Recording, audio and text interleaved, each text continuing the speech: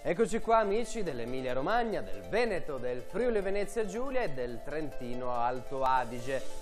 Sul centro Italia, sul sud Italia, soprattutto lungo il versante adriatico, vedete refoli ancora più freschi, pochi coinvolgimenti sul nostro territorio, anche se il vento rinforzerà sui settori costieri da nord-est, ventoso e fresco al centro-sud con ancora un po' di instabilità, ma da noi non ci saranno fenomeni, infatti avremo davvero delle belle giornate, ormai la stagione primaverile è decollata.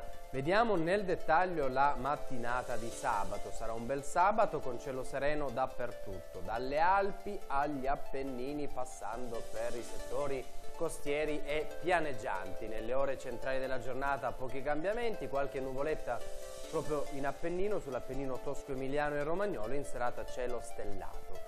Quindi davvero un bel sabato, si potrà andare tranquillamente al mare, si potranno fare delle scampagnate, si potrà andare tranquillamente in montagna. Vediamo le temperature minime attorno ai 4-5 gradi centigradi, quindi sempre piuttosto freddino a risveglio, ma le temperature massime saranno molto piacevoli.